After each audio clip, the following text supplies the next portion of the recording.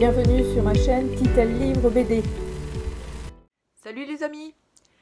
Alors vous n'allez pas être déçus en fait pour cette vidéo parce que au mois de mai j'ai fait un bon sang de craquage de débilissime. Je pense que mon budget a été explosé x2. Je pense que j'ai acheté plus de neuf cette fois-ci que d'occasion, donc forcément au niveau du budget ça a droppé disons. Je pense que je vais effectivement me calmer au mois de juin parce que là je vais vous présenter effectivement le book haul de mai. Alors je sais pas exactement combien il y a de bouquins. J'ai acheté des séries complètes en fait en occasion. Puis j'ai acheté quasiment que des one-shots en bande dessinée neuve. Donc c'est pour ça probablement que mon budget a explosé. Puis je vais essayer d'éviter d'acheter chez Momox en fait le mois prochain. En tout cas je vais essayer. Mais c'est sûr que j'ai déjà une liste d'attente des BD que je veux pour le mois de juin. Donc ça va être chaud quoi. Bref. On va démarrer tout de suite. Avec d'abord chez Dupuis, le numéro 46. J'ai effectivement du premier numéro au numéro 45 ou 44 je crois. Puis là on parle des tuniques bleues. Donc je vais de temps en temps en fait je vais regarder si les prix dégringolent un peu sur Momox. Puis je vais en acheter une de temps en temps. Parce que celle-ci je l'ai achetée, ouais ça je l'ai achetée même pas 5 $. Donc c'est le fun. Donc ça c'est Requiem pour un bleu. Donc les dessins sont de Willy Lambil et le scénario de Raoul Covin. C'est le fun. Enfin je veux dire si vous connaissez pas encore cette série ça peut être sympa effectivement de commencer ça. Ensuite une bande dessinée qui me titille depuis des lustres et des lustres et des lustres. Puis comme je vous dis moi je les mets dans mon panier en fait Momox. Puis à un moment donné je vois que ça drop un peu. Ça me permet de faire une économie quand même assez conséquente. Donc je l'achète. Là c'est chez 404 Graphiques et scénarisé par Christopher Cantwell et le dessinateur est de Cull Bard, lettrage Steve Wands, traduction Laurent Kessy. Et là on parle de Everything. C'est un gros bébé. Puis c'est vraiment comics hein. Déjà on peut voir par les dessins par exemple comme ceci. Et je trouve que ça ressemble un peu aux dessins qui sont pour Scooby-Doo. Je trouve que l'héroïne elle ressemble un peu à ça. Mais je pense qu'on va suivre effectivement les déboires de plusieurs personnes dans un centre commercial.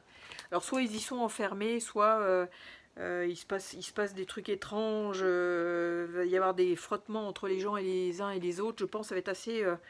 il y avait des bonnes critiques effectivement de cette BD là, qui date quand même d'un petit moment. Mais j'ai vraiment hâte de la démarrer en fait, vraiment vraiment hâte. La prochaine en fait, je l'ai achetée parce qu'elle avait été recommandée par une booktubeuse. Je vous mettrai le nom en fait sur le côté. C'est chez Sarbacane, c'est Sarah Solaire ou Solé qui a écrit Girlfriends. C'est pas forcément un thème qui me branche plus ou moins, mais j'aime ça effectivement m'instruire à ce niveau-là. C'est en fait un couple homme-femme dont l'un des deux va vouloir changer de genre. Puis ça va être des remises en question, l'amour, qu'est-ce qu'on fait dans tout ça. Puis les dessins sont quand même assez simplistes, assez cartoon je dirais.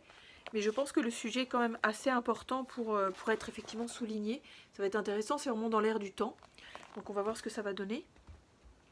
Ensuite, j'ai comme dans mes avis lecture, vous avez vu que j'avais beaucoup aimé Oh Lenny de Aurélien Maury. Puis j'ai envie d'acheter d'autres choses de lui. Donc j'ai trouvé en fait, encore une fois, toujours chez Momox, le dernier cosmonaute. Alors c'est un petit format en fait paysage. Ça paye pas de mine, ça donne ça effectivement au niveau dessin.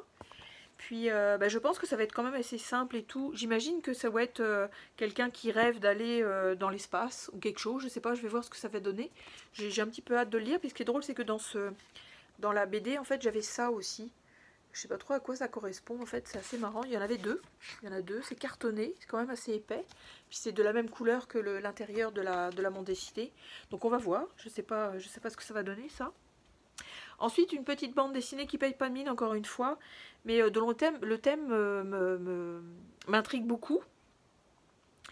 C'est chez Les Arènes BD, une fois n'est pas coutume, j'en ai quelques-unes maintenant. Scénario de Valérie Higounet et Jackie Schwartzman. Les dessins sont de Lara et Morgane Navarro, les couleurs de Christian Leroll. Et ça s'appelle Ils sont partout. Rose est journaliste à Actuel, un hebdomadaire féminin. Un jour, son frère Adrien disparaît. La jeune femme se rend compte qu'il a basculé dans le complotisme. En découvrant cet univers, elle est sidérée. Elle réalise alors le danger de cette propagande. J'avoue que le sujet m'intéresse vraiment énormément parce que c'est dans l'air du temps, encore une fois. qu'il y en a qui y croient, il y en a d'autres qui y croient pas du tout. Donc j'ai hâte de voir ça. Le dessin est de cet ordre-là. Je m'excuse des reflets du soleil, mais j'ai envie de garder mes éclats de soleil dans la tronche.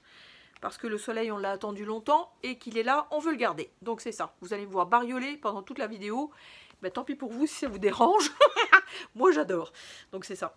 Alors une bande dessinée qui est pas une bande dessinée, qui est plus, c'est un livre illustré, mais il me tentait vraiment beaucoup et je l'ai trouvé vraiment pas cher.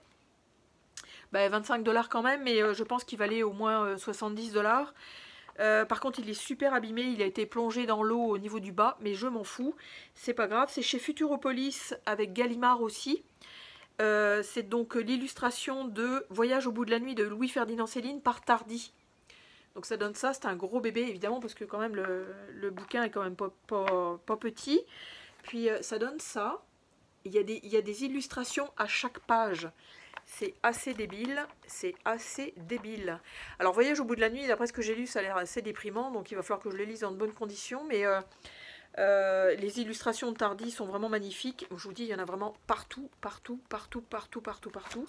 Donc ça va être vraiment chouette. Par contre, comme je vous disais, effectivement, le bas de la page, ça a été pas mal magané, c'est comme ça partout, mais tant pis. La couverture a dû en prendre un coup avec le soleil aussi là-dessus. Donc à voir. Mais je suis intriguée, je n'ai jamais lu de Céline. Je me dis que c'est un léger compromis d'avoir quand même de l'illustration, d'avoir des dessins, etc. D'autant que ça a l'air vraiment, il s'est vraiment défoncé là-dessus. Ouais, c'est ça. Non, c'est vraiment, j'ai hâte de lire ça aussi à un moment donné. Et alors j'ai fait une espèce de folie un peu stupide, entre guillemets stupide, parce que c'est assumé comme d'habitude. Mais je vous avais présenté en fait le fait que j'avais acheté chez Momox le cycle 2 de la série Le Tueur, donc le cycle 2 qui contenait 5 bandes dessinées. Et j'avais acheté aussi, en fait, toujours chez Momox, et vraiment en excellentes conditions, c'est ça, Le Tueur, cycle 1, mais 3 volumes. Je me suis dit, je peux pas... puis en plus, le format de la BD n'est pas du tout la même, elle est beaucoup plus petite. En tout cas, bref, je suis un peu maniaque. Et en étant bien maniaque, bah, j'ai trouvé en fait sur Momox encore une fois et je suis hyper contente. C'est sûr que ça m'a coûté 90 $, mais je m'en fous. J'ai trouvé en fait le cycle 1 du Tueur, donc de cette façon-là, les 5 tomes en coffret. Donc là, moi j'adore, enfin je veux dire j'adore. Donc tout ça c'est toujours Jacomon et Mats, donc au dessin, c'est toujours chez Casterman. Je suis hyper contente vraiment. Je vais vous montrer un petit peu l'intérieur, d'autant que en plus dans ce coffret là il y avait un carnet de croquis, donc yeah, c'est le fun, c'est tout petit mais c'est chouette pareil, j'aime beaucoup ça. Puis donc là c'est le numéro 5, bon c'est pas grave, je vais vous montrer quelques images quand même. Le dessin est vraiment chouette, puis il prend toute sa mesure effectivement sur ce format-là, cette taille-là en fait de bouquin. Donc je suis très très contente de les avoir trouvés.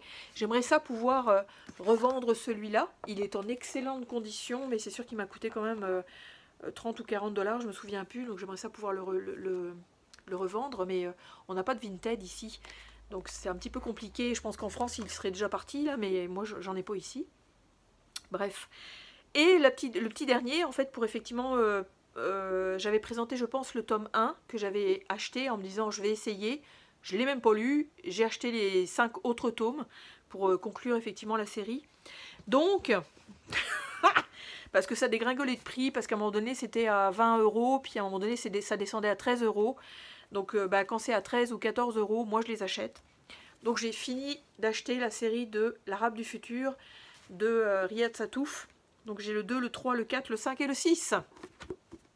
En vous ayant déjà présenté effectivement le 1. Donc ça va donner ça.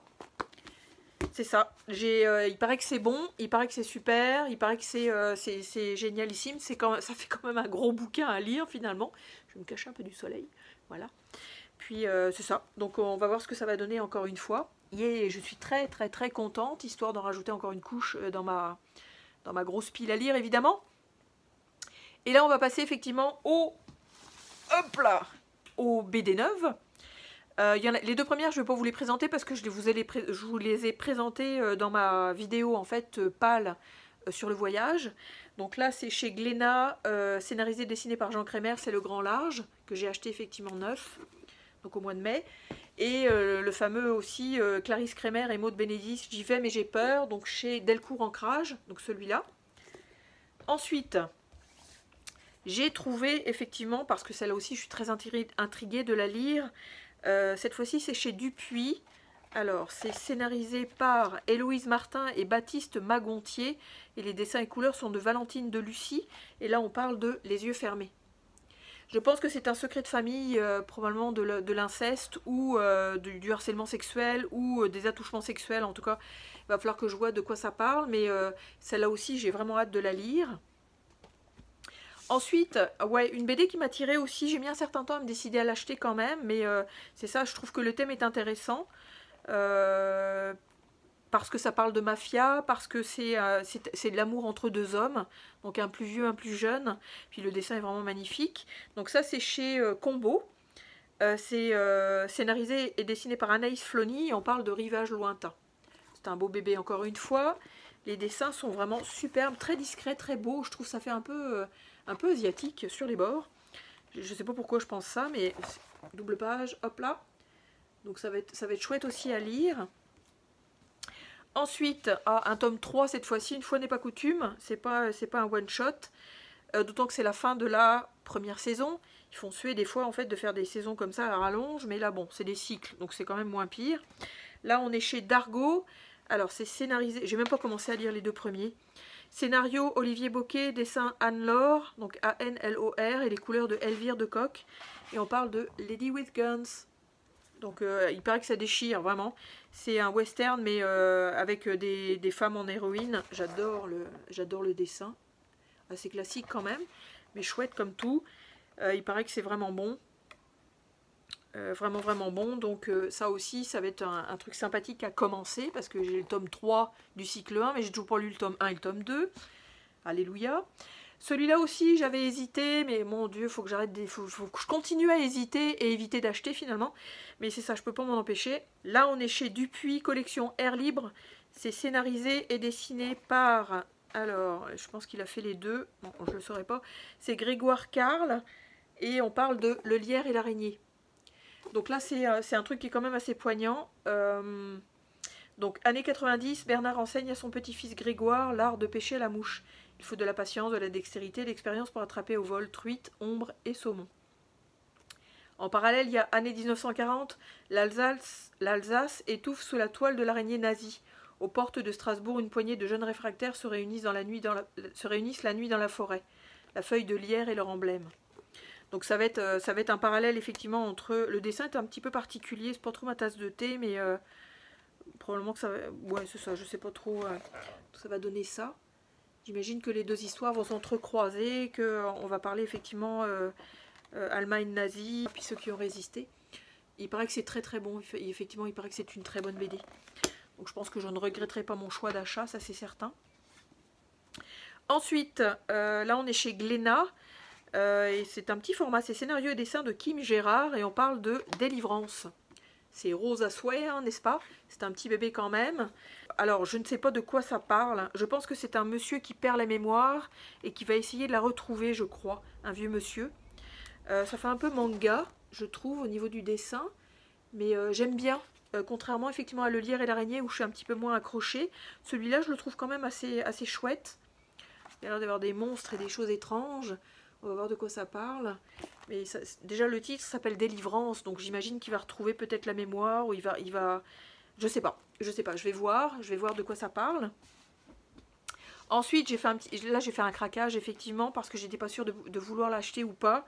Mais quand il y a des intégrales qui sortent, c'est toujours le fun, effectivement, de pouvoir prendre connaissance de la bande dessinée à un moindre prix, plutôt que d'avoir effectivement les... Je pense qu'il y a 5 tomes dans celui-là. Là, on est chez Futuropolis, et c'est un récit de Luc Brunswick. Les dessins sont de Roberto Ricci, et on parle de Urban.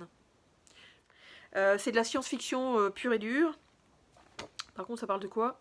Pour toi, le colon qui, jour après jour, sue sang et eau pour assurer l'avenir de la race humaine, Springy Fool a imaginé Mon Plaisir. Mon Plaisir, un lieu magique où pendant 2 semaines par an, tu pourras oublier ton dur labeur et laisser libre cours à tous tes fantasmes. Plus qu'un parc de loisirs, Mon Plaisir est une cité tentaculaire de 300 000 hectares et de 2 niveaux d'accès entièrement pensés pour répondre à toutes tes envies. Sois imaginatif, le choix est sans limite. Mon Plaisir, le dernier endroit où ça rigole dans la galaxie. Je sais pas si ça va vraiment rigoler, mais le dessin est extrêmement mature. En tout cas, ça je ne vais pas vous le montrer parce que c'est une scène de cul. Alléluia. Forcément, il faut qu'il y en ait. Donc ça donne ça au niveau des dessins. Vraiment, c'est plein de détails. C'est riche, vraiment. Là, bon, on va passer les scènes de cul. Tabarouette, il y en a quelques-unes quand même. Hein. Donc ça va donner ça. Okay. C'est quand même il y a quand même de quoi lire, mais j'en ai vu aussi de très bonnes critiques dans le genre. Ça a l'air d'être vraiment bien foutu au niveau de l'histoire et l'avancée des personnages, etc. Donc on va voir. Ensuite, ça je pense que ça va être une BD doudou. C'est chez Delcourt Mirage. C'est dessiné, scénarisé, etc., par Charles Masson. Et là, on parle de 7 vies à vivre. Donc là, c'est René, dont je raconte l'histoire, n'est pas parti bien loin. Il n'a traversé ni continent ni océan. Il a seulement quitté le massif des Bauges, où ma sœur en fait va souvent se balader d'ailleurs, où ses ancêtres avaient cru trouver la paix pour descendre dans la vallée à peine 20 km plus bas.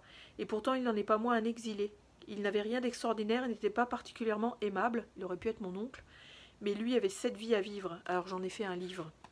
Je pense que ça va être encore poignant. Le dessin est particulier. Je sais pas, c'est le deuxième que je vois effectivement un petit peu pixelisé. Ça se verra pas à l'écran, je pense, sur la vidéo. Mais je suis intriguée de connaître ce personnage-là. En fait, c'est quoi cette vie effectivement qu'il va vivre? Vraiment intriguée. Ensuite, on va continuer effectivement dans le poignant. Parce que là, on est chez Bayard Graphique. Donc c'est un format mou, un peu petit.